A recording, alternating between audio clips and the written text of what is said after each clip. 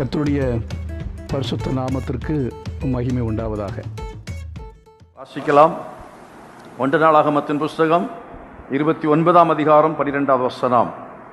1 Chronicles chapter 29 verse 12. ஐஸ்வரியமும் கனமும் உம்மாலே வருகிறது. தேவரீர் எல்லாவற்றையும் ஆளுகிறவர். உம்முடைய கரத்திலே சத்துவமும் வல்லமையும் உண்டு. எவரையும் மேன்மைப்படுத்தவும் பலப்படுத்தவும் உம்முடைய கரத்தினால் ஆகும். எவரையும் மேன்மைப்படுத்தவும் பலப்படுத்தவும் உம்முடைய கரத்தினாலே ஆகும். சொல்லுகிற நபர் யார் என்று நாம் பார்த்தோம் என்றால், தாவீது இதை சொல்லுகிறார். தாவீது சொல்லுகிறான், எவரையும் மேன்மைப்படுத்த முடியும், பலப்படுத்த முடியும். அவன் தன்னுடைய வாழ்க்கையின் அடிப்படையில் அதை சொல்லும் பொழுது, எவரையும் என்று சொன்னால் அவருடைய அர்த்தம் என்ன? எவரையும் என்றால் யார் வேணா கர்த்தர் மேன்மைப்படுத்துவாரா? அதற்கு எந்த விதமான நிபந்தனையும் இல்லையோ. எவரையும் அவர் மேன்மைப்படுத்த முடியும், எவரையும் பலப்படுத்த முடியும் அப்படி என்கிறது அல்ல.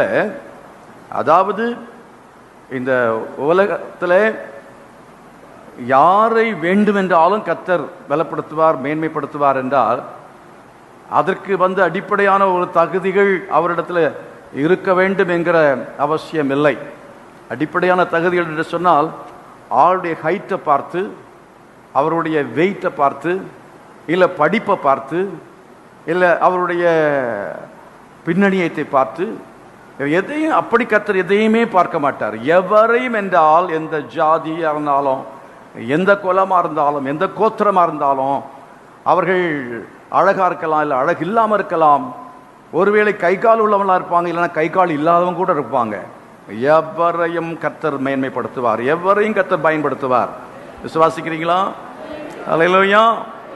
கர்த்தர் யாரையும் எடுத்து என்ன செய்ய முடியும்? பயன்படுத்த முடியும். யாரையும் மேன்மைப்படுத்த முடியும். யாரையும் கர்த்தர் என்ன செய்ய முடியும் என்றால் பலப்படுத்த முடியும்.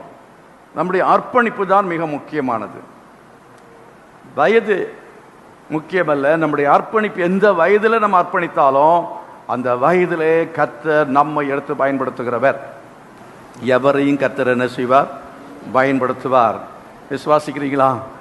உங்கள் வயசு ஒரு வித்தியாசமே இல்லை, படிப்பு ஒரு பிரச்சனையே இல்லை, பேசிக் படிப்பு பிரச்சனையே இல்லை. ஆண்டவர் நம்மை உயர்த்துவார். தாவீது இதை சொல்ல காரணம் என்னவென்று சொன்னால், தன்னுடைய அனுபவத்திலிருந்து அவன் சொல்லுகிறதை பார்க்கிறோம். From his own experience. ஆண்டவர் தாவீதை மேன்மைப்படுத்தினார். ஆண்டவர் தாவீதை அவர் பலப்படுத்தினார். பலப்படுத்தினார் என்று சொன்னால் கட்டி எழுப்பினார். அவனுடைய ராஜ்யத்தை கட்டி எழுப்பினார். அவனுடைய வாழ்க்கையை மேலும் மேலும் ஆண்டவர் என்ன செய்தார் என்று சொன்னால், அவர் கட்டி எழுப்பி அதை பலனுள்ளதாக மாற்றினார், அதை ஆசீர்வாதமாக மாற்றினார். சில சமயத்தில் சிலருடைய வாழ்க்கை ஒரு குறிப்பிட்டதான காலத்துக்கு பிறகு பலவீனப்பட்டு போகும், வீழ்ச்சி அடையும். ஆகவே வர வர தேவன் அவரை பலப்படுத்தி மேன்மைப்படுத்தினார் என்று சொன்னால், he had a successful life. ஒரு வெற்றிகரமான வாழ்க்கை உலகத்தில் வாழ்ந்தார். கர்த்தர் மகிமைப்படுத்துவோமா? அபிதமான ஒரு வாழ்க்கையை தேவன் அவருக்கு கொடுத்தது போல நமக்கும் அவர் கொடுப்பதற்கு வல்லமுள்ள தேவனாக இருக்கிறார். அவர் சொல்லுகிறார், ஐஸ்வர்யமும் கனமும் உம்மாலே வருகிறது. ஐஸ்வர்யம் ஆண்டவரால் வருகிறது. தேவன் மேன்மைப்படுத்தும் பொழுது ஒரு மனிதனை கர்த்தர் அவனை பவர்ஃபுல்லாக மாற்றும் பொழுது, அவனை கர்த்தர் உயர்த்தும் பொழுது, மேன்மைப்படுத்தும் பொழுது ஐஸ்வர்யத்தையும் கொடுக்கிறவர். தேவன் நம்முடைய பொருளாதாரத்திலையும் கர்த்தர் நம்ம உயர்த்துகிற தேவனாக இருக்கிறார். விசுவாசிக்கிறீங்களா? பொருளாதாரத்திலும் கர்த்தர் நம்மை மேன்மைப்படுத்துகிறவர். அநேகர் பொருளாதாரத்தில் கர்த்தர் மேன்மைப்படுத்துகிறது மட்டுமே சொல்லி விட்டு விடுவார்கள். நான் அப்படி சொல்ல. சிலர் என்ன செய்வார் என்றால், இல்லை பொருளாதாரம் நமக்குரியது அல்ல என்று சொல்வார்கள். இல்லை, புதிய ஏற்பாட்டிலையும் ஆண்டவர் நம்மை பொருளாதாரத்திலும் மேன்மைப்படுத்துவார், பொருளாதாரத்திலையும் ஆண்டவர் நம்மை பலப்படுத்துவார். ஆமென். பொருளாதாரத்தையும் தேவன் கட்டி எழுப்புவார். விசுவாசத்தோடு ஆண்டவரை மகிமைப்படுத்துவான். ஐஸ்வர்யமும் கனமும் உம்மாலே வருகிறது. ஆண்டவர் நம்மை பதவிகள் தருவார், தேவன் நம்மை உயர்த்துவார். பட்டங்கள் தேவனால் கிடைக்கிறது. ராஜாவாய் கர்த்தர் இவனை மாற்றினார். ராஜாவாய் கர்த்தர் மாற்றுகிறவர். ஆண்டவர் ஒரு மனிதனை எந்த விதமான பதவியும் கர்த்தர் கொடுத்து அவனை மேன்மைப்படுத்துவார், உயர்த்துவார், கனப்படுத்துவார். அப்படிப்பட்டதான கனத்துக்குரிய பாத்திரங்களாய் தேவன் என்னை மாற்ற வேண்டும் என்று சொல்லி ஒவ்வொருவர் விரும்பினால் என்ன செய்ய வேண்டும்? நாம் அதற்கு ஒப்புக் கொடுக்க வேண்டும். ஆண்டவரே, ஐஸ்வர்யம் மாத்திரமல்ல, கனமும் உம்மால் தான் கிடைக்கிறது. சாதாரணமான நிலைமையிலே இந்த உலகத்திலே மதிக்கப்படாத மக்களாக, புறக்கணிக்கப்பட்ட மக்களாக, ஒதுக்கப்பட்ட மக்களாக இருந்த ஆட்களை கர்த்தர் அவர் என்ன செய்கிறார் என்றால் அவர் உயர்த்தி அவர்களை கனப்படுத்துகிறார், அவர்களை கனவான்களாய் தேவன் மாற்றுகிறார். இந்த தாவீதுடைய வாழ்க்கையில் பார்த்தீர்கள், ரெண்டும் இல்லை, ஐஸ்வர்யம் இல்லை, கனமும் இல்லை. எப்படி சொல்லுகிறேன் நீங்க கேட்கலாம்.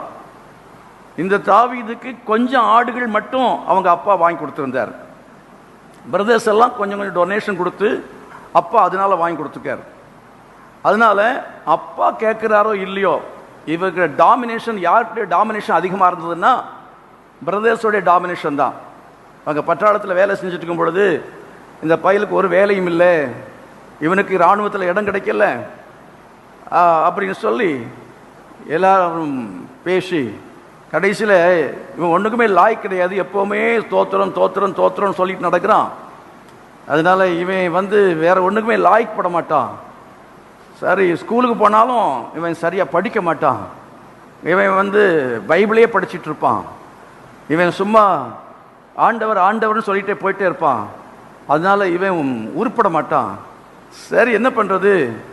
இவனுக்கு நாங்கள் எல்லாம் கொஞ்சம் காசு தரோன்னு சொல்லி ஆளுக்கு 100 ரூபா போட்டு ஒரு ஆட்டுக்குட்டியை வாங்கி, ஒரு 10 ஆட்டுக்குட்டிகளை வாங்கி அவன் கையில் கொடுத்தாங்க. அந்த 10 ஆட்டுக்குட்டிகளை வனாந்திரத்தில் மேய்க்கணும், அங்கே தான் இருக்கணும், வீட்டுக்கெல்லாம் வரக்கூடாது. வீட்டில் இவன் போடுற சத்தம் பிடிக்கலையோன்னு தெரியல, சும்மா இவன் இந்த புறா உருமுறை மாதிரி சில ஆட்கள் வீட்டில் உட்காந்து ஜெபம் பண்ணிட்டு இருந்தாங்கன்னா சிலருக்கு பிடிக்காது. அதனால இவனை காட்டுக்கே அனுப்பிட்டாங்க, நீ அங்கே இருப்பா, அங்கே இருந்து சொன்னால் இவன் கையில் ஒரு இன்ஸ்ட்ருமெண்ட் இருக்கும். அவன் என்னன்னா அதை பற்றி அவன் கவலையே படலை.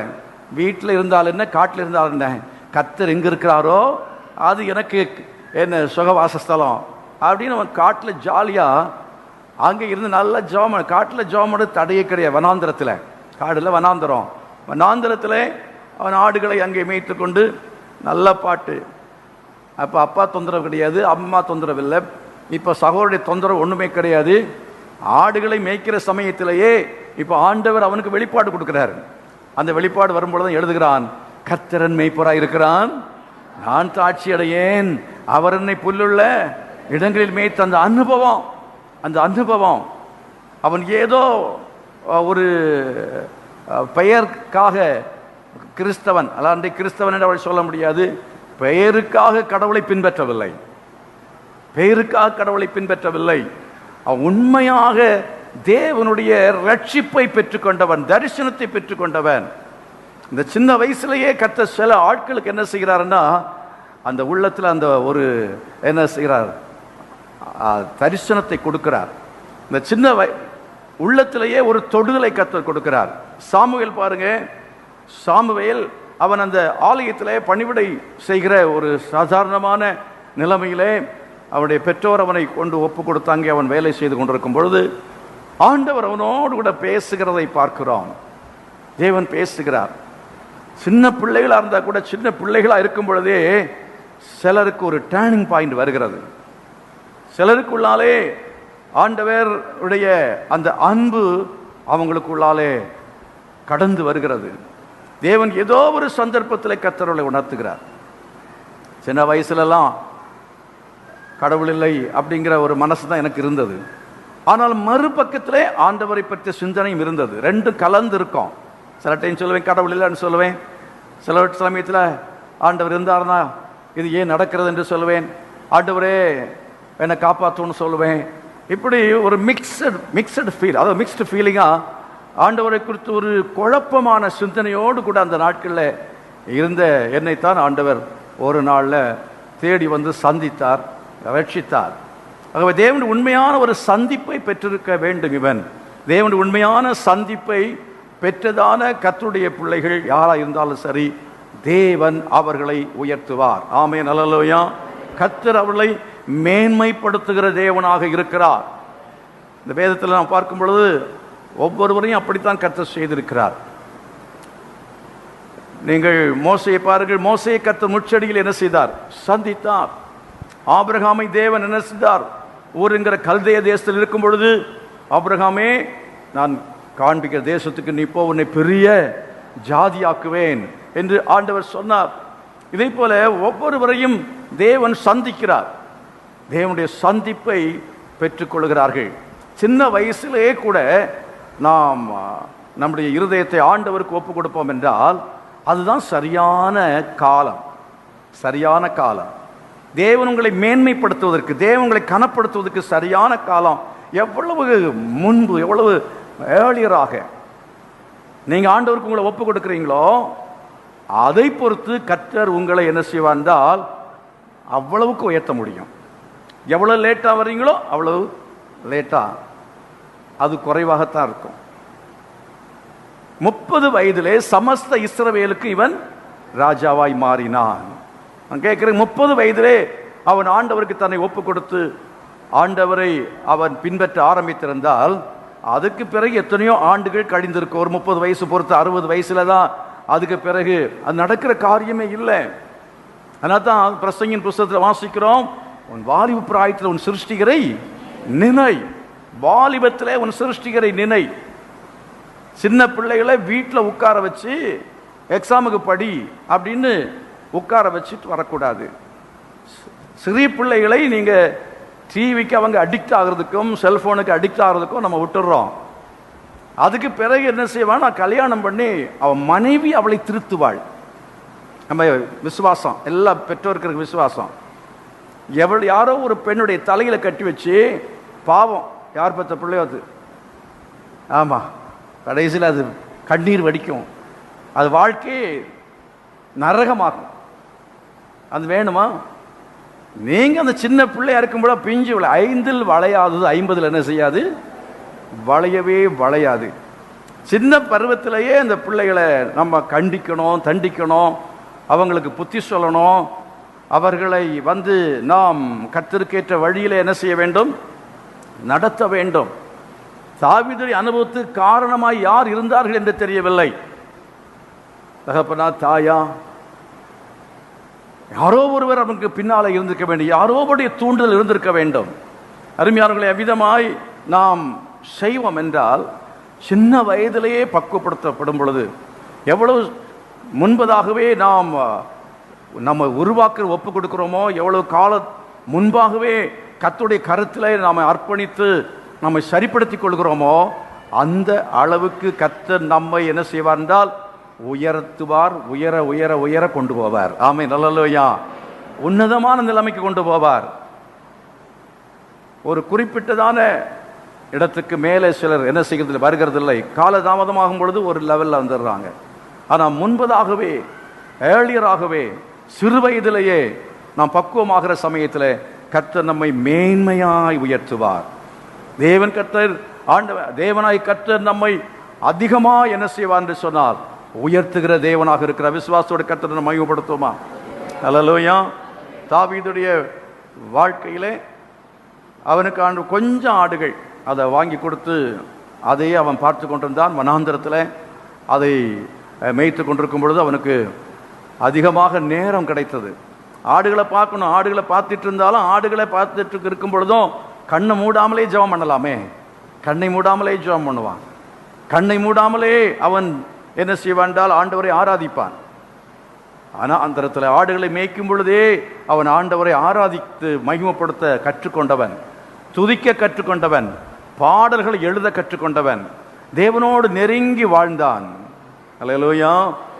ஆகவே நீங்கள் வனாந்திரத்திலே தனிமையா இருக்கலாம். எல்லாரும் உங்களை புறக்கணித்து ஆகாதவன் என்று தள்ளும் பொழுது, அப்படிப்பட்டதான நிலைமையில இருக்கும் பொழுது மனம் அடிந்து போகாமல் எந்த நிலைமையிலே நீங்கள் இருக்கிறீர்களோ அந்த நிலைமையிலே ஆண்டவரை தேடும் பொழுது கர்த்தர் அந்த இடத்திலிருந்து உங்களை உயர்த்துவார். ஆமென், அல்லேலூயா. வனாந்திரம் உங்களுக்கு செழிப்பான இடமாக மாறும். வனாந்தரத்தின் வாழ்க்கைக்கு கர்த்தர் நிச்சயமாய் ஒரு முடிவை அவர் உண்டாக்குறதுக்கு வல்லமுள்ள தேவனாக இருக்கிறார். விசுவாசிக்கிறீங்களா? எல்லாருக்கும் பட்டாளத்தில் வேலை கிடைச்சது, எனக்கு மட்டும் என்னன்னா இந்த மாதிரி வனாந்திரத்தில் ஒரு 10 ஆட்டுக்குட்டியை வாங்கி கொடுத்து என்ன இந்த மாதிரி பண்ணி இருக்கிறாங்களேன்னு சொல்லி அவன் நினைத்து சோர்ந்து போனவனாக கன்னத்தில் கை வச்சுட்டு அவன் உட்கார்ந்துதான் என்ன ஆயிருக்கும் பாருங்க. வனாந்திரத்தில் அந்த ஆடுகளை இழந்து போயிருப்பான். அந்த ஆடுகளை குறித்து அவன் அக்கறை இல்லாமல் இல்லை. இந்த ஆடு மேய்க்கிறது என்ன வேலை அப்படின்னு சொல்லி அவன் தன் சகோதரரை கம்பேர் பண்ணி ஒப்பிட்டு பார்த்து கொண்டு அவன் தன்னை ஒப்பிட்டு தன்னுடைய வேலையை ஒப்பிட்டு பார்த்து அப்படியே அவன் இருந்திருந்திருப்பான் என்று சொன்னால் தன்னுடைய மனதிலே ஒரு கவலை, ஒரு சோர்வு, ஒரு அதைரியம் இதற்கு இடம் கொடுத்திருப்பான் என்றால் நிச்சயமாக அவன் வாழ்க்கை முன்னேறி இருக்காது. அவன் மேன்மை அடைவதற்கு காரணமாய் இருந்தது என்னவென்றால் அவன் அதை பற்றி எல்லாமே கவலைப்படவே இல்லை. அவனிடத்தில் இந்த கொஞ்சம் ஆடுகளை அவன் பொறுப்பாக என்ன செய்தான், கவனித்துக் கொண்டான். அதனால அவன் பெலிஸ்தர் பாளையத்தில் யுத்தம் நடந்து கொண்டிருக்கும் பொழுது அங்கே வருகிறான். சவுல் ராஜாவிடத்தில் பேசும் பொழுது சவுல் ராஜா பார்க்கிறான், உன்னால எப்படி யுத்தம் செய்ய முடியும்? இவன் வைராக்கியமாய் வந்து நிற்கிறான். இந்த பெலிஸ்தனை நான் என்ன செய்வேன், கொன்று போடுவேன். எல்லா யுத்த வீரர்களும் உங்களுடைய சகோதரர்கள் உட்பட எல்லாருமே ஓடி ஒளிகிறார்கள். ஆனால் இவனுக்கு யுத்த அனுபவம் இல்லை, இவனுக்கு எந்த விதமான பழக்கமும் இல்லை. ஆனால் அவன் சொல்றான், நான் இந்த பெலிஸ்தனை என்ன செய்வேன், கொன்று போடுவேன். அவன் என்னிடத்துல விடுங்கள், நான் பார்த்துக் கொள்கிறேன் என்று சொல்கிறான். ரொம்ப வேடிக்கையா இருந்திருக்கும் ராஜாவுக்கு. என்னதான் இப்ப சொல்றான், சரி போய் அவன் சாகட்டும் அப்படின்னு சொல்லி ராஜாவும் நினைத்தார். ஆனால் அவனிடத்துல அவன் இன்டர்வியூ பண்ணும்போது அவனிடத்துல அவன் பேசுகிறான், என்ன எப்படி நீ எதனால் இப்படி உன்னால் எப்படி முடியும் என்று கேட்கிற சமயத்தில் அவன் சொல்லுகிறான், ஒரு சமயத்தில் நான் ஆடுகளை மேய்த்து கொண்டிருக்கும் ஒரு சமயத்தில் ஒரு சிங்கம், ஒரு சமயத்தில் ஒரு கரடியும் வந்தது, நான் என்ன செய்தேன், கிழித்து போட்டேன், என்னுடைய வாயை பிடித்து அதை கிழித்து போட்டேன் என்று சொல்கிறான். அவன் அவன் கையில் ஒரு தடி வைத்திருக்கான் பாருங்க, தடியை கொண்டு நான் சிங்கத்தை அடித்திருக்கிறேன், கரடியை நான் கொண்டிருக்கிறேன். இந்த பெலிஸ்தனும் அவைகள் ஒன்றை போல இருப்பான், எனக்கு இதை பற்றி கவலையே இல்லை, அவன் ஒரு பெரிய விஷயம் அல்ல என்று சொல்லி அவனுக்குள்ளாலே அவன் என்ன எதனால் அது சொன்னான் என்றால், இந்த அனுபவம் அவனுக்கு கை கொடுத்தது என்பதல்ல முக்கியமான காரியம். அவன் அதை குறிப்பாய் சொல்லவில்லை, நான் கர்த்தருடைய நாமத்தினால இதை செய்வேன். ஆமென், அல்லேலூயா. சிங்கத்தை வெல்ல வேண்டும் என்றாலும், கரடியை வெல்ல வேண்டும் என்றாலும், கோலியாத்தை வெல்ல வேண்டும் என்றாலும் நமக்கு தைரியம் இருக்கலாம். அந்த தைரியத்தை கொடுக்கிறது எது தெரியுமா, பரிசுத்தாவின் அபிஷேகம். ஆமென், அல்லேலூயா. அவனுக்குள்ள இருந்த அந்த அபிஷேகம் அவனை தைரியம் உள்ளவனாய் மாற்றியது. எல்லாரும் சிங்கத்தை பிடிச்சா சிங்கம் அதை மேற்கொள்ள முடியாது. அவன் அன்றைக்கு எழுத்தின்படியாக ஒரு சிங்கத்தை அவன் கொன்றான், கரடி அவன் கொன்றான். ஆனால் இன்றைக்கு நாம் நிறைய கரடிகளும் நிறைய சிங்கங்களும் நமக்கு எதிராக வருகிறது. அதுகள் மனுஷர்கள் மூலமாக வரலாம். சாத்தான் சிங்கத்தை போல, கெர்ச்சிக்கிற சிங்கத்தை போல எவனை விழுங்கலாமோ என்று வகை தேடி சுற்றி திரிகிறார் என்று வேதம் சொல்கிறது. அவ்விதமாக அவன் சாத்தான் நமக்கு எதிராக எழும்பி வரும்பொழுது, சோதனைகள் நமக்கு எதிராக வருகிற சமயத்தில் நாம் என்ன செய்கிறோம் என்றால், பயந்து நடுங்கி அவைகளாலே சில சமயத்தில் எல்லாம் அழிக்கப்பட்டு விடுகிறோம். நம்முடைய வாழ்க்கை முற்றிலுமாய் நாசமாக்கப்பட்டு விடுகிறது. நம்முடைய வாழ்க்கை இழந்து போகிறோம். நம்முடைய வாழ்க்கையில உயர்வல்ல, நம்முடைய வாழ்க்கையில மேன்மை அல்ல, நம்முடைய வாழ்க்கையே இல்லை, வாழ்க்கையே நம்ம நஷ்டப்பட்டு போகிறோம். இந்த உலகத்தில் எவ்வளவு காரியங்கள் வந்தாலும் சரி, எவ்வளவு பிரச்சனைகள் வந்தாலும் சரி, கர்த்தருடைய அபிஷேகம் நமக்கு இருக்கும் என்றால் நாம் அவைகளை ஜெயிக்க முடியும். விசுவாசிக்கிற மக்கள் கரங்களை கொட்டி கர்த்தரை மையப்படுத்துங்க. அல்லேலூயா. அந்த அபிஷேகத்துக்கு காரணம் என்ன என்று நாம் கவனிப்போம் என்றால், அபிஷேகம் சும்மா தானா வராது. அபிஷேகம் சொன்னா என்ன நினைக்கிறாங்கன்னா, நீங்க பெற்றுக்கொள்ளுங்க, நான் இப்ப 10 முறை சொன்னதுனால அந்த அபிஷேகம் வர. இன்னைக்கு இது ஒரு ட்ரெண்டு. உலகத்தில் ஒரு சில ஆட்கள் இவங்க என்னன்னா, பெற்றுக்கொள்ளுங்கள் பெற்றுக்கொள்ளுங்கள் பெற்றுக்கொள்ளுங்கள், ரிசீவ் ரிசீவ் ரிசீவ் அப்படின்னு சொன்ன உடனே மக்கள் எல்லாம் கையை உதறாங்க, என்னென்னோ பண்றாங்க. அக்கினி அபிஷேகம் பெற்றுக்கொள்ளுங்கள் அப்படின்னு சொல்றாங்க. அக்கினி அபிஷேகங்கிறது ஒரு துருபதேசம். கிரேஸ் உபதேசம்ங்கிறது துருபதேசம். அதே மாதிரி ப்ராஸ்பரிட்டி தியாலஜி, செழிப்பு உபதேசம்ங்கிறது துருபதேசம். இதெல்லாத்தையும் விளக்கமா இப்ப சொல்ல முடியாது.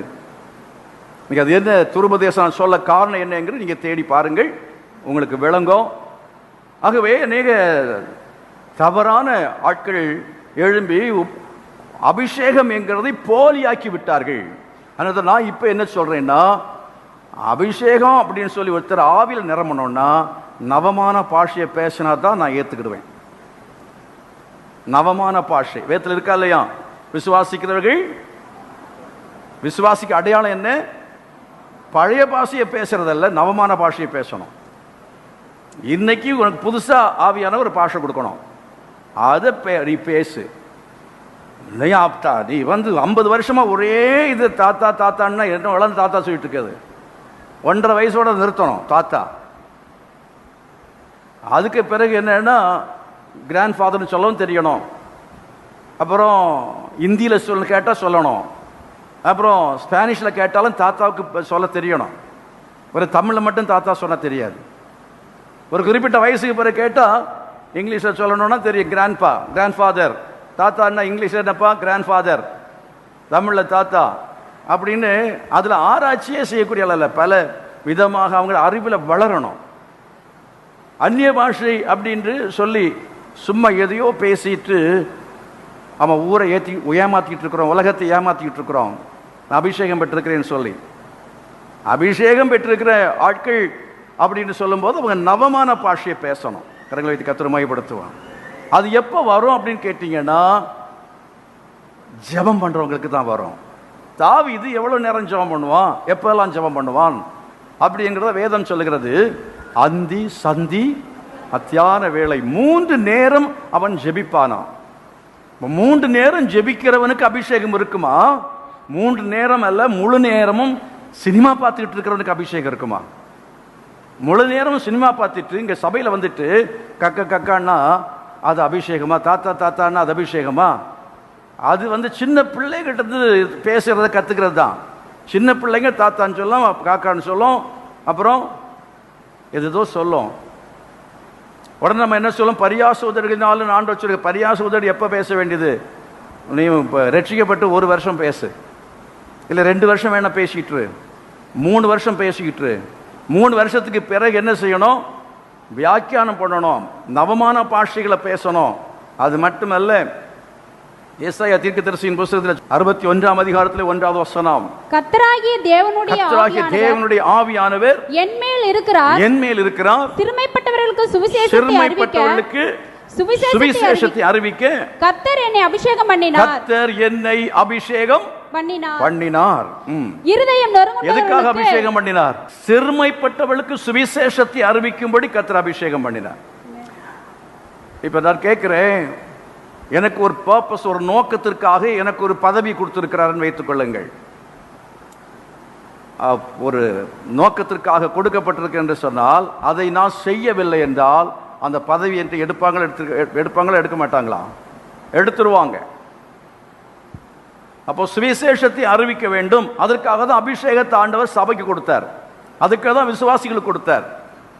ஜெபம் பண்ணி அபிஷேகத்தை பெறலாம். ஆனால் தொடர்ந்து அந்த அபிஷேகத்தை தக்க வைத்துக் கொள்ள வேண்டும் என்றால் நாம் அந்த நோக்கத்தை நிறைவேற்ற வேண்டும்.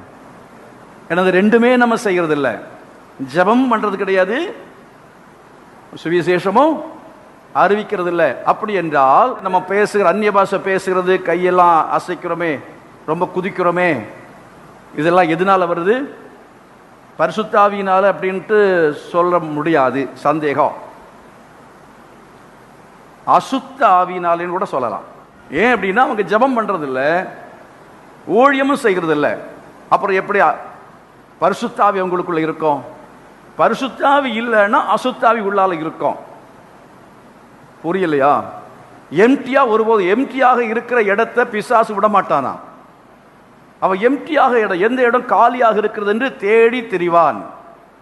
அப்புறம் அந்த காலியாக இருக்கிற இடத்தை நிரப்புகிறவன் தான் பிசாசு.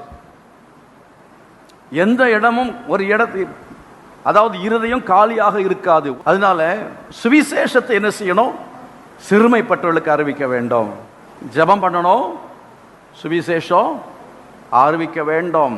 அப்பொழுதுதான் பரிசுத்த ஆவியானவர் நமக்குள்ளே அவர் இருப்பார். அந்த நோக்கத்தை அதற்காக தான், அந்த நோக்கத்திற்காக தான் பரிசுத்த ஆவியின் அபிஷேகம் நமக்கு கொடுக்கப்பட்டிருக்கிறது என்பதை ஏசாயா 61 நாம் என்ன செய்தோம்? வாசித்தோம். அருமையான அப்படின்னாலே தாவீதுடைய வாழ்க்கையிலே அவனை உயர்த்தினது எது என்று கேட்டால் அபிஷேகம். அவனை மேன்மைப்படுத்தியதுக்கு காரணம் அந்த அபிஷேகம்தான். எத்தனையோ விசுவாசிகள் மேன்மை அடைந்தார்கள். இந்த மேன்மை அடைவதற்கு காரணமாக இருந்தது அவர் ஆண்டவராக இயேசுவை ஏற்றுக்கொண்டது ஒன்று, அவர் இயேசுவுக்கு தங்களை ஒப்பு கொடுத்தது முதல் காரணம். இரண்டாவது, அவர்கள் அபிஷேகத்தை பெற்றுக்கொண்டார்கள். அல்லேலூயா. தேவனுடைய அபிஷேகத்தை மதித்தால் தேவனுடைய ஆவியானவரோடு ஐக்கியம், ஃபெல்லோஷிப் இருக்க வேண்டும். அபிஷேகம் பெற்றதோடு நம்ம நின்று விடுகிறோம். வேறு அந்நிய பாஷை அல்ல, fellowship of the Holy Spirit, பரிசுத்த ஆவியானவருடைய ஐக்கியம், அந்யோன்ய ஐக்கியம். நீங்கள் பெற்ற பரிசுத்த ஆவி என்ன செய்யாதிருங்கள்? துக்கப்படுத்தாதிருங்கள். நீங்கள் பெற்ற பரிசுத்த ஆவியை அவித்து போடாதிருங்கள் என்றெல்லாம் சொல்லப்பட்டிருக்கிறது. எத்தனை பேர் நம்ம பரிசுத்த ஆவியானோட ஃபெல்லோஷிப் வச்சிருக்கோம்? பக்கத்தில் ஆவியானவர் இருக்கிறது போலவே அவரை ஒரு ஆவியாய் அல்ல, தேவன் ஆவியாய் இருக்கிறார். he is a person. அவர் ஒரு நபர். அவர் நம்மை காண்கிறார், அவர் நம்மோடு கூட இருக்கிறார்.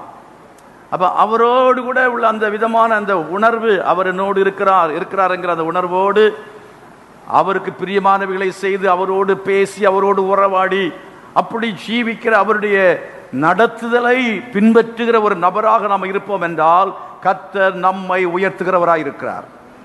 ஆண்டவர் மேன்மைப்படுத்த வேண்டும் என்று சொன்னால் நம்ம ஆவியானுடைய அபிஷேகம் பெற்றோம்னு சொல்லி ஏதோ 4 வார்த்தை அந்நிய பாஷை மாத்திரம் பேசிட்டு உட்கார்ந்து இருக்கிறோம். ஆனால் தாவீது பரிசுத்த ஆவியானவரால் நடத்தப்பட்டான். he was led by the Holy Spirit. பரிசுத்த ஆவியானவரால் யார் நடத்தப்படுகிறார்களோ அவர்கள்தான் மேன்மை அடைவார்கள். ஏன் கிறிஸ்தவங்கள வித்தியாசம்? ஏன் ஊழியக்காரர்கள வித்தியாசம்? யார் தேவனுடைய ஆவியானவரால் முழுமையாய் நடத்தப்படுகிறார்களோ அவர்கள் கர்த்தர் மேன்மைப்படுத்துகிறார். சவுல் தேவனுடைய ஆவியின் அபிஷேகத்தை பெற்றுக்கொண்டான். ஆவியானோட ஐக்கியம் அவனுக்கு இல்லை, ஆவியானவர் நடத்தப்படவில்லை. ஆனால் தாவீது அபிஷேகத்தை பெற்றுக்கொண்டான், ஆவியை அவித்து போடவில்லை. அதுக்காக என்ன செய்வான்? ஜெபம் பண்ணுவான். சங்கீதத்தில் 51வது அதிகாரத்தை எடுத்து பாருங்கள், 13வது வசனம். அப்பொழுது பாதகருக்கு உமது வழியை வழிகளை உபதேசிப்பேன், பாவிகள் உம்மிடத்தில் என்ன செய்வார்கள்? மனம் திரும்புவார்கள். வேற ஜெபம் மாத்திரம் பண்ணுகிறவனாய் அவன் இருக்கவில்லை. ஆவியானவர் நடத்துகிறார் என்று மாத்திரம் அவன் சொல்லி சும்மா ஆவியானவருடைய நன்மைகளை மாத்திரம் அனுபவிக்கிறவனாய் இருக்கவில்லை. அவன் என்ன செய்கிறான்? பாவிகளுக்கு நான் உபதேசிப்பேன், அப்பொழுது பாவிகள் என்ன செய்வார்? உம்மிடத்தில். அப்போ இங்க அவன் சொல்றானா, அப்ப இடையில கொஞ்ச நாள் அதை செய்ய விட்டு விட்டான், ஜெபிக்கிறதை விட்டு விட்டான், வேதத்தை வாசிப்பதை விட்டு விட்டான், துதிக்கிறதை விட்டு விட்டான், ஊழியம் செய்வதை விட்டு விட்டான். இப்ப கேட்கிற, ஆண்டவரே உம்முடைய இரட்சணித்தின் சந்தோஷத்தை திரும்பவும் எனக்கு தந்து உற்சாகமான ஆவி என்ன செய்யும்படி தாங்கும். ஆவியானவர் நமக்குள்ள இருந்தால் நமக்குள்ள உற்சாகம் இருக்கும். உற்சாகம் இருக்கும் என்றால் இடநாட்களில் ஜெபத்துக்கு வருவோம். உற்சாகம் இருக்கும்னு சொன்னா முழு இரவு ஜெபத்துக்கு வருவோம். உற்சாகம் இருக்கும் என்றால் உபவாச ஜெபத்துக்கு வருவோம். உற்சாகம் இருக்கும் என்றால் அதிகாலையிலே எழும்பி ஜெபம் பண்ணுவோம். அதிகாலையிலே ஜெபத்துக்கு என்ன செய்வோம்? வருவோம். உற்சாகம் இருக்கும் என்றால் பாவிகளுக்கு வழி என்ன செய்வோம்? உபதேசிப்போம். அவர்கள் மனம் திரும்புவார்கள். ஆகவே இந்த உற்சாகம் நமக்கு, இந்த டெம்பரரியான உற்சாகம் வருகிறதே, சினிமா தியேட்டருக்கு போனால் கொஞ்சம் உற்சாகம் வரத்தானே செய்யுது. அதே மாதிரி சில ஒரு மியூசிக் கான்சர்ட் நடத்துகிறாங்கன்னா அங்கே போயிட்டா கொஞ்சம் உற்சாகம், என்ன ஆட்டம் பாருங்க, மியூசிக் கான்சர்ட் போட்டா. இந்த மாதிரி சும்மா எமோஷனை தூண்டி விடுகிற ஆட்கள். எமோஷனை தூண்டுறது, எமோஷன்ஸ் அடைகிறதுங்கிறது அல்ல உற்சாகம். உற்சாகம் என்கிறது என்னன்னா, கையும் காலும் கட்டப்பட்டு உடம்பெல்லாம் அடிபட்டு சிறைச்சாலையில் கிடக்கிற சமயத்தில் தேவனை துதித்து பாடினாங்க பாருங்க, அதுதான் ஆவியானுடைய உற்சாகம். ஹல்லேலூயா. வேகமா இங்க ட்ரம் அடிக்கிற சமயத்தில் வர உற்சாகம் இருக்கு பாருங்க, அது குடியாரனுக்கு வர உற்சாகம். அது ஒரு போதை. ஆனால் உண்மையான உற்சாகம் என்ன அப்படின்னு கேட்டீங்கன்னா, அடிக்கப்பட்டு உதைக்கப்பட்டு சுவிசேஷத்து நிமித்தமாய் இப்பொழுது காயப்பட்டு கைகளும் கால்களும் கட்டப்பட்டவர்களாய் இருக்கிற சமயத்தில் நடுராத்திரியிலே தேவனை துதித்து பாடும்படி ஒரு ஸ்பிரிட் வருது பாருங்க, அதான் உற்சாகம். பரிசுத்த ஆவியிடத்தில் வரும்பொழுது நீங்கள் என்ன செய்வீர்கள்? பலனடைவீர்கள். பலனடைந்து சாட்சிகளாக இருப்பீர்கள். பலனடைவீர்கள் சொல்லிட்டு பலனடைந்து சும்மா இருப்பீர்கள் என்பதல்ல. நிறைய அந்த இடத்தோடு நிறுத்திடும். பலனடைந்து இல்ல, பலனடைந்து சாட்சிகளாக இருப்பீர்கள். சத்தமா கர்த்தரை மகிமைப்படுத்துவோமா? அல்லேலூயா. பரிசுத்த ஆவி நமக்குள் இருக்கும் பொழுது அது ஞானத்தின் ஆவி. கரங்களை வைத்து கர்த்தரை மகிமைப்படுத்துவோமா? ஞானத்தின் ஆவி இருந்ததுன்னா பாஸ்டரை புரிஞ்சுக்குவாங்க, அப்பா அம்மாவை புரிஞ்சுக்குவாங்க, உலகத்தை புரிஞ்சுக்கிடுவாங்க, சூழ்நிலைகளை புரிந்து கொள்வார்கள். விசுவாசிகள் சொல்றோம், அபிஷேகம் இருக்குன்னு சொல்றோம், ஆனா ஞானமே இல்லையே, ஞானமே இல்லையே. இப்ப ஞானம் உள்ளவளாய் தாவீதை பாருங்க, அவன் புத்திமானாய் நடந்து கொண்டான். அல்லேலூயா. தாவீது புத்திமானாய், எல்லாவற்றிலும் புத்திமானாய் நடந்து கொண்டான். அபிஷேகம் பெற்றோம் என்று சொல்லுகிறோம், ரட்சிக்கப்பட்டோம் என்று சொல்லுகிறோம், தேவனுடைய பிள்ளை என்று சொல்லுகிறோம், இயேசுவாகிய ஞானத்தை பெற்றோம் என்று சொல்லுகிறோம். ஆனா நமக்கு என்ன இல்லை? புத்தி இல்லை. எப்ப என்ன எது என்ன செய்யணும் தெரிகிறதே இல்லை. ஆகவே ஊழியம் எங்க இருக்கிற? நம்முடைய சபையில் இருக்குது. பரிசுத்தாவின் அபிஷேகத்தை பெற்றவர்கள் சபையிலே ஊழியம் செய்யலாம், சபையிலே ஊழியம் செய்யலாம். வாசித்த அந்த அதிகாரத்திலேயே வாசிக்கலாம். எடுத்து வாசியுங்கள். ஐஸ்வர்யமும் கனமும் உம்மாலே வருகிறது, தேவரீர் எல்லாவற்றையும் ஆளுகிறவர், உம்முடைய கரத்திலே சத்துவமும் வல்லமையும் உண்டு, எவரையும் மேன்மைப்படுத்தவும் பலப்படுத்தவும் உம்முடைய கரத்தினால் ஆகும். தாவீதை கர்த்தர் உயர்த்துவதற்கு மேன்மைப்படுத்துவதற்கு இன்னொரு காரணம் என்னவென்று சொன்ன 29வது அதிகாரத்திலே 29:2 நான் என்னாலே இயன்ற மட்டும் என் தேவனுடைய ஆலயத்திற்கென்று பொன் வேலைக்கு பொன்னையும் வெள்ளி வேலைக்கு வெள்ளியையும் வெண்கல வேலைக்கு வெண்கலத்தையும் இரும்பு வேலைக்கு இரும்பையும் மர வேலைக்கு மரத்தையும் பதிக்கப்படத்தக்க காந்தி உள்ள கற்களையும் பலவருண கற்களையும் விலையேற பெற்ற சகலவித ரத்தினங்களையும் வெண் கற்பாலங்களையும் கோமேதக முதலிய அவர் நிறைய ஒரு லிஸ்டே போடுறார் பாருங்க, பெரிய லிஸ்டே இருக்கிறது. அதெல்லாத்தையும் என்ன செய்தேன்? கர்த்தருடைய ஆலயத்திற்கென்று என்னால் இயன்ற மட்டும் என்ன செய்தேன்? சபதரித்தேன் என்று சொல்லுகிறான். அதாவது ஆண்டவருக்கென்று ஆண்டவருடைய ஆலயத்தின் மேல வைத்திருந்த வாஞ்சையினாலே அவனுக்கு, அதாவது அதை 3வது வசனத்தில் படிக்கிறோம், இன்னும் என் தேவனுடைய ஆலயத்தின் மேல் நான் வைத்திருக்கிறேன் வாஞ்சையினால். தேவனுடைய ஆலயத்தின் மேல வாஞ்சை இருக்கும்னா என்ற மட்டும் செய்யாட்டா குறைந்தபட்சமாவது ஏதாவது செய்வோம், குறைந்தபட்சமாவது ஏதாவது செய்வோம். ஆண்டவர் என்ன செய்யணுமோ? உயரமா உயர்த்த, தாவீதை போல உயர்த்துங்கப்பா அப்படின்னு சொல்லி தாவீதை போல நடனமாடியும் தாவீதை போல நடனமாடிட்டு இருக்கிறோம். நடனம் ஆடணும்னா உயர முடியாது. நல்ல மியூசிக் போட்டு தாவீதை போல நடனமாடி அப்பா உம்மை ஸ்தோத்தரிப்பேன், அதனால கர்த்தர் உயர்த்த மாட்டார். நீ தண்ணி போடுறது நிறுத்து, சிகரெட் குடிக்கிறது நிறுத்து, லஞ்சம் வாங்குறது நிறுத்து, பாவத்தை விட்டு வெளியே வா, அப்புறம் ஆண்டவரை நீ ஏற்றுக்கொள், மனம் திரும்பு, ஞானஸ்நானம் எடு, அபிஷேகம் பெறு. அது மாத்திரமல்ல, தேவனுடைய வார்த்தைகளை கர்த்தருடைய வார்த்தைகளை என்ன செய்? கைக்கொள். உபாகமம் 28:1 உன் தேவனாய் கர்த்தர் சத்தத்தை நீ கவனமாய் கேட்டு அதன்படி செய்வாயானால் நான் பூமியில் உள்ள சகல ஜாதிகளிலும் மேன்மையாக வைப்பேன். I will set you on high above all nations. ஆண்டவர் நம்ம எல்லா தேசங்கள் எல்லாவற்றுக்கும் மேலாக தேவன் நம்மை வைப்பார். அவருடைய கற்பனைகளை கைக்கொள்ள வேண்டும், அவருடைய கட்டளைகளை கைக்கொள்ள வேண்டும். ஆண்டவருடைய கட்டளைகளை கைக்கொள்ளுகிறத பற்றி நிறைய காரியங்கள் வேதத்தில் நீங்க படிக்கலாம். புஸ்தகத்திலே நீங்கள் 1வது அதிகாரத்திலிருந்தே படிங்க, 1ஆம் அதிகாரத்திலிருந்தே படிங்க.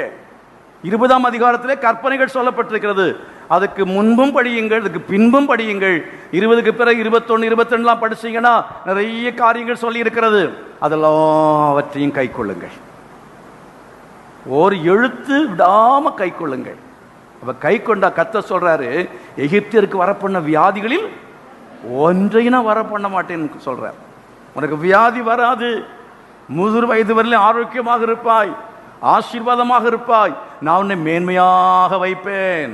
சத்தமா கர்த்தர் மகிமைப்படுத்துமா? எனக்கு இதற்காக வியாதி வந்தது, எனக்கு எதுக்காக இந்த பண நஷ்டம் வந்தது, எனக்கு எதுக்காக அது வந்து இது வந்தது, எதனால எனக்கு அது இல்லை இது இல்லை. காரணம் என்ன அப்படின்னு கேட்டா, தேவனுடைய கற்பனைகள் எல்லாவற்றையும் நாம் இன்னும் கை கொள்ளவில்லை. கற்பனைகளை சரியாய் நாம் கை கொண்டு விட்டோம். எல்லா கற்பனையும் கை கொண்டோம் அப்படின்னு சொல்றாங்க. எத்தனை பேர் இருக்கீங்க? எல்லா கற்பனையுமே கை கொண்டுட்டோம். இனி ஒரு வள்ளி புள்ளி கூட விடல. இருக்கிறீங்களா? இல்ல. கற்பனை எல்லாத்தையும் கை கொள்ள முடியுமா? முடியும். கிரேஸ் உபதேசம் இருக்கிறதுக்கு அர்த்தம் என்னன்னா, கற்பனைகள் கை கொள்ள முடியாது, அதனால பழைய ஏற்பாட்டு கற்பனைகள் எல்லாத்தையும் குப்பை தொட்டியில போடு, கிரேஸை பிடிச்சிக்க. கிருபை கிருபை கிருபை அப்படின்னு கிருபையை சொல்றாங்க. கற்பனைகள் கை கொள்ள வேண்டிய அவசியம் இல்லை. நாம் என்ன செஞ்சாலும் கிருபைக்குள்ளே நாம் இருக்கிறோம், கிருபை பார்த்துக் கொள்ளுங்கிறாங்க. ஆனால் வேதம் என்ன சொல்லுகிறது? கிருபை இல்லாதனால கற்பனையை பழைய ஏற்பாட்டில் அவர் கை கொள்வதற்கு என்ன செய்ய திணறினாங்க. அதுலயும் அப்படி இருந்துமே என்ன செஞ்சிட்டார்? தாவீது கை கொண்டிருக்கிறாங்க, பலர் கை கொண்டிருக்கிறாங்க. புதிய ஏற்பாட்டில் தேவனுடைய கிருபையை நாம் பெற்றிருக்கிறபடினாலே தேவனுடைய கற்பனைகளை நாம் இன்னும் எளிதாய் கை கொள்ள முடியும். சத்தமா கர்த்தரை மகிமைப்படுத்துவோமா? அந்த காலத்தில் நடந்து போய் என்ன செஞ்சாங்க? எங்கெங்கோ அடுத்த இடத்துக்கு போய் சேர்ந்தாங்களே. இன்னைக்கு நமக்கு விமானமே இருந்தால் எவ்வளவு எளிதா போகலாம். அதைத்தான் அன்றைக்கு நடந்தும் பிரயாணம் பண்ணினார்கள், நடந்தும் காரியங்களை செய்தார்கள், நடந்து ஊழியம் செஞ்சாங்க. விமானம் இல்லை, பஸ் கிடையாது. அப்போஸ்தலனாகிய பவுல் எவ்வளவோ காரியங்களை சாதித்தார். காரணம் என்ன? அவருக்கு இருந்த அர்ப்பணிப்போ, அவருக்கு இருந்த அபிஷேகமோ, அவருக்கு இருந்த வாஞ்சையும் என்ன இருந்தது? அவரோட அந்த கிருபை. ஆமென், ஹல்லேலூயா. அதே கிருபை நமக்கு இருக்கிறது. ஹல்லேலூயா. பவுல் காலத்தில் பவுலுக்கு கொடுத்த அதே கிருபை, உன் பலவீனத்தில் என் பலன் பூரணமாய் விளங்கும், என் கிருபை உனக்கு போதும் என்று ஆண்டவர் சொல்லுகிறார். நினைக்கிறோம், ஐயோ அந்த காலத்தில் இருந்தவர்களுக்கெல்லாம் ஒரு பிரச்சனையுமே இல்லைன்ட்டு. அப்போஸ்தலனாகிய பவுல்கிட்ட கேளுங்க, அவர் நிறைய சொல்றார். அடிகள் பட்டார், உதைகள் பட்டார், பஞ்சம், பசி, பட்டினி, நிர்வாணம், நாசமோசம், நிகழ்காரியங்கள், வருங்காரியங்கள் என்று எவ்வளவோ காரியங்களை பற்றி பட்டியல் போட்டு சொல்லிக் கொண்டிருக்கிறார். என்ன எவ்வளவு வியாதி, பலவீனம், அப்படிப்பட்டதான நிலைமையில் இருந்த அவரை பார்த்து ஆண்டவர் சொல்ல, உனக்கு என் கிருபை உனக்கு போதும். கர்த்தர் உங்களுக்கும் அவருக்கு கொடுத்த அதே கிருபையை உங்களுக்கு எனக்கு தருவார். எத்தனை பேர் விசுவாசிக்கிறீங்க? எத்தனை பேர் தேவனுடைய கிருபை வேணும்? அல்லேலூயா. என்ன செய்ய வேண்டும் என்றால், தாவீது என்ன ஆண்டவர் அவர் உயர்த்துவதற்காக காரணம் தேவனுடைய ஆலயத்தின் மேல் வைத்திருந்த வாஞ்சை. ஆமென். தேவனுடைய ஆலயத்தின் மேல எவ்வளவு வாஞ்சை இருக்கிறது. ஆண்டவரே நம்முடைய ஆலயத்தின் மேல வாஞ்சையா இருக்கிறேன்னு சொல். எத்தனை பேர் சொல்ல முடியும்? தேவனுடைய ஆலயத்தின் மேல் நான் மிகுந்த வாஞ்சை வைத்திருக்கிறேன் சொல்றவங்கலாம். அப்படி இல்லைன்னா சர்ச்சுக்கு வருவோமா பாஸ்டர், நாங்கள் வந்திருக்கிறோம் இல்லையா, உங்களுக்கு தெரியவே இல்லையா? உண்மைதான் வந்திருக்கிறீங்க, ஆனால் எனக்கு அது ஒத்துக்க முடியலை. ஏன்னா அந்த முந்தின வசனத்தை படிங்க, படிச்சு முடிக்க போறோம். 2ஆம் வசனம். நான் என்னாலே இயன்ற மட்டும், என்னாலே இயன்ற மட்டும் என் தேவனுடைய ஆலயத்திற்கென்று, தேவனுடைய ஆலயத்திற்கு மேல வாஞ்ச வைத்திருந்தால் தேவனுடைய ஆலயத்திற்கென்று என்ன செய்தீர்கள்? என்ன செய்தோம்? குறைந்தபட்சம் ஏதாவது செஞ்சிருக்கிறோமா? அப்படி செய்திருந்தால் கர்த்தருக்கு ஸ்தோத்திரம். ஆனா கொஞ்சம் குறைந்தபட்சமும் செய்யாதவர்கள் இருக்கலாம். குறைந்தபட்சம் அல்ல, இயன்ற மட்டும் கர்த்தருக்கு செய்யணும். இயன்ற மட்டும் ஆண்டவருடைய சபைக்கு, ஊழியத்திற்கென்று, கர்த்தருக்கென்று இயன்ற மட்டும் நான் என்ன செய்யணும்? கொடுக்கணும். அது மட்டும் அல்ல, இயன்ற மட்டும் ஊழியம் செய்யணும். இயன்ற மட்டும் சுவிசேஷம் அறிவிக்கணும். இயன்ற மட்டும் சுவிசேஷம் அறிவித்து ஆட்களை என்ன செய்யணும்? கொண்டு வரணும். இயன்ற மட்டும் ஜெபம் பண்ணணும். என்னால் இயன்ற மட்டும் ஜெபிக்கிறேன் அப்படி சொல்றோமா? முடிஞ்சா ஜெபம் பண்றேன், முடியாட்டா விட்டுறேன். அப்படி சொன்னால் கூட பரவாயில்ல, அது கூட இல்லை. இப்போ அதை பற்றி சிலர் யோசிக்கிறதே இல்லை. நம்ம ஜெபத்தை பற்றி யோசிக்கிறோம். என்னால் இயன்ற மட்டும் ஒரு நாளில் என்ன செய்கிறேன்? வேதத்தை புத்தகத்தை 10 அதிகாரம் 5 அதிகாரம் வாசிக்கிறேன். என்னால் இயன்ற மட்டும் 2 ஆராதனைக்கு வர்றேன். என்னால் இயன்ற மட்டும் இட நாட்களில் என்ன செய்கிறேன்? ஜெபத்தில் வந்து பங்கு பெறுகிறேன். என்னால் இயன்ற மட்டும் ஜெபக்குழுக்களை நடத்துகிறேன். என்னால் இயன்ற மட்டும் ஆலயத்திற்கென்று தியாகமாய் என்னால் இயன்ற மட்டும் என்ன செய்கிறேன்? கொடுக்கிறேன். என்னால இயன்ற மட்டும் பரிசுத்தமாய் ஜீவிக்கிறேன். சொல்ல முடியுமா? எத்தனை பேர் சொல்ல முடியும்? கை வைத்து சாட்டு கேட்ப ஆண்டவரே, நான் இன்னும் கர்த்தாவே தாவீதை போல என் வாழ்க்கையில் முயற்சி செய்யணும்ப்பா, முயற்சி செய்யணும், பிரயாசப்படணும்.